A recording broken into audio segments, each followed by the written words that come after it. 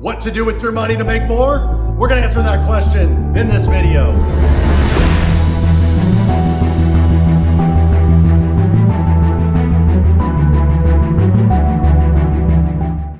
Okay, let's rock. Let's talk about what to do with your money and how you can make more with your money, right? So remember, I'm not a certified financial advisor, but I've made a lot of money in my life. So maybe I might have a little bit of insight to give you on how to take your money and make more money. At least with my own money, I've learned how to grow money, meaning how to make a lot more money with the money that I've got. So I'm going to just go through a few fundamentals and maybe shed some insight for you, and so you can at least share it maybe with your friends, family, and at least have some ideas on how you can grow your money. Okay, so first and foremost, you obviously have to start with a significant amount of money. And when I mean significant, it doesn't have to be $1 million.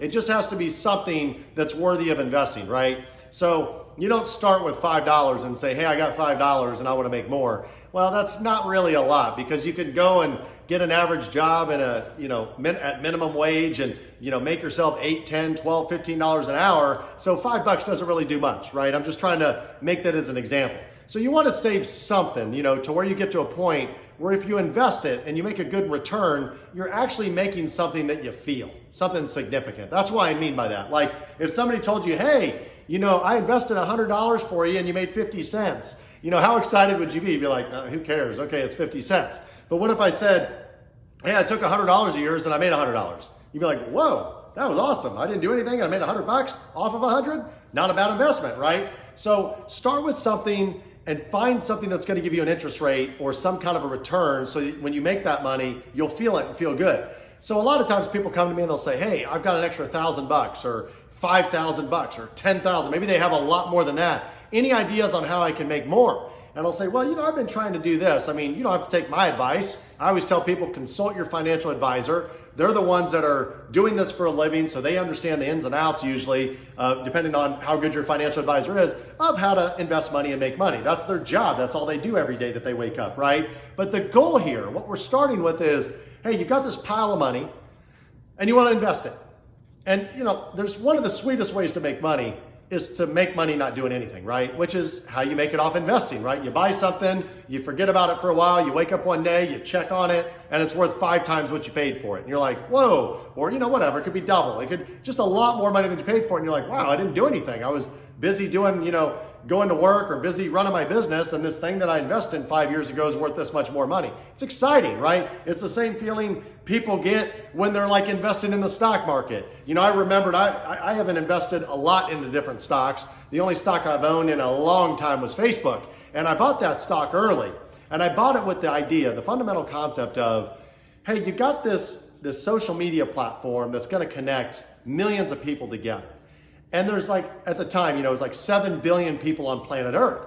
And it seemed like, Zuckerberg and those people had this goal of having 1 billion or more people be on Facebook. And I think the number's over 1.5 billion people today are on Facebook. It's crazy. It's 20% of the planet is on Facebook. That's an insane number, right? To have that many people on your platform, right? But I remember seeing that, and at the time they weren't monetizing it, right? And they were just sitting there and connecting everybody together, which was amazing. And you could take pictures, and instead of having stuff them in a photo album like we did in the 80s and the 90s, you could actually put them on Facebook and store them there. And it was free. Everything was free. There was no cost, no monthly membership fee, and you could connect with your friends and your family from all across the world and chat with them. It just seemed too good to be true. So I said to myself, gosh, the stock came out, it IPO'd I don't know, you could correct me if I'm wrong, it was $25. And then it shot up to $50, or maybe it was $60. And then it crashed. It went down to $20 or something like that. And then I kind of kept my eye on it. And then it got to 20, 25. And then I bought in at 30 in the 30s or something like that. And I was like, you know what? At some point, the investors or the board of directors are going to wake up and smell the coffee, and they're going to get smart, and they're going to say, we got to monetize this. Heck, if we can make $1 a user a month, we can make $1 billion a month, whatever it is.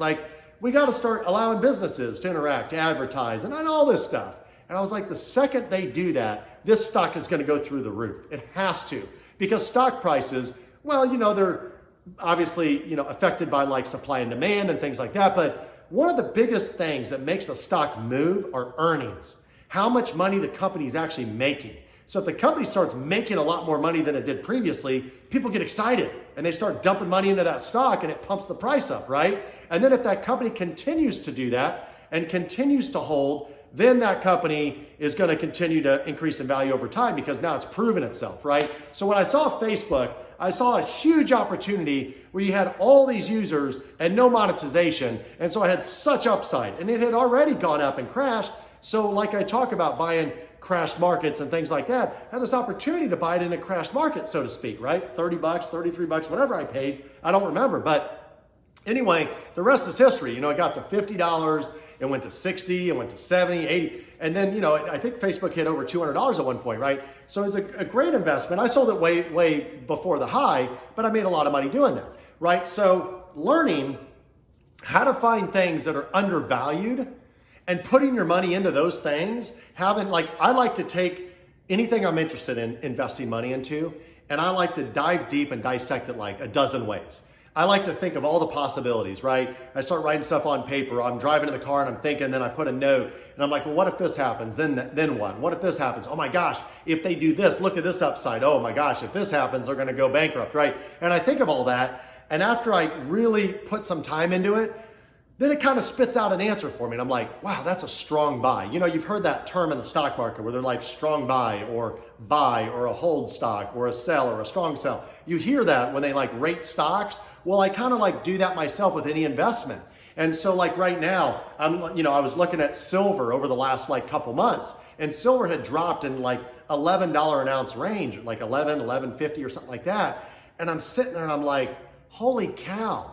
This is such a strong buy. It's like a no-brainer. Now I'm in the business regardless of what the spot price is, what the market price is for silver or gold. I'm in the business to buy it regardless, right? And I make my margins. However, at that price, I couldn't help it. So I went out and I bought a bunch, right? I couldn't help it. And I held it, and so far it's gone way up. I think last I checked, it was over $17 an ounce. It was like a no-brainer. So what you do with your money is once you save up money and you've got extra money, once you save that money, you've got to find things that you're interested in putting your hard-earned money into. Do not just trust somebody else. If you go to anybody, they're going to have 3 or 5 opinions on where you should put that money. But the real question you should ask them is, hey, how much do you know about it? How much research have you done? And the biggest question, how much of that do you own, right? That's the biggest question. When I hear somebody saying, oh yeah, you should put your money into oil, and oil's cheap, and you hear them kind of saying that, my question would be like, oh, okay, and so you're into oil, you studied a lot? Oh yeah, I always follow it, yeah. So how much of your own money do you have into oil? And they're like, oh, well, I don't really have any money into it right now. Well, why are you telling me to buy it?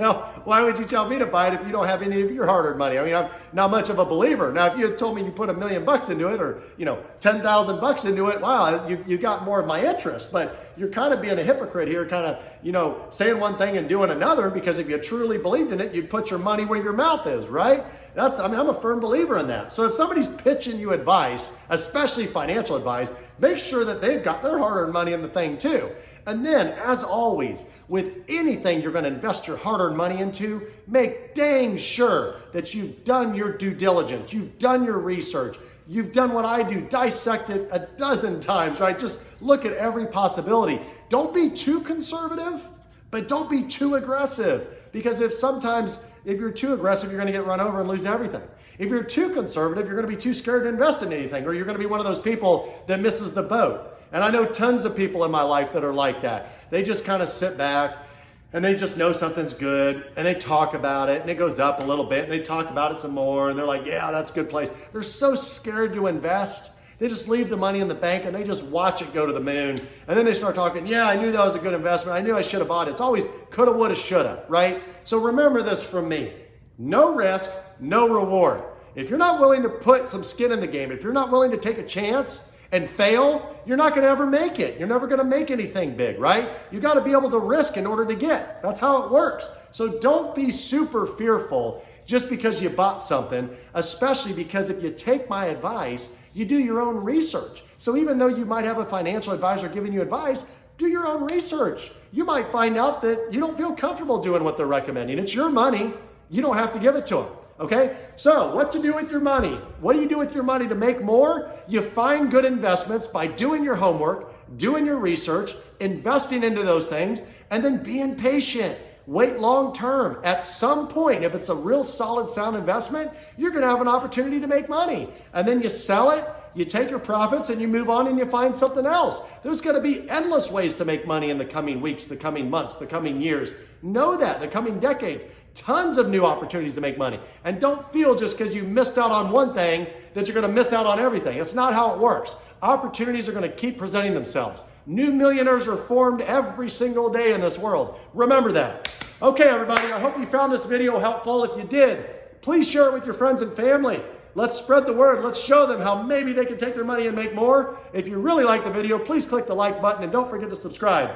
You got any comments, suggestions? Please make sure to comment in the bottom area. And as always, remember, in life and in business, it's never easy for anybody, okay? Everybody struggles. There's ups, there's downs, there's great times, there's terrible times. Remember, no matter how hard it gets, never give up. Push hard, keep pushing, and be the hustler.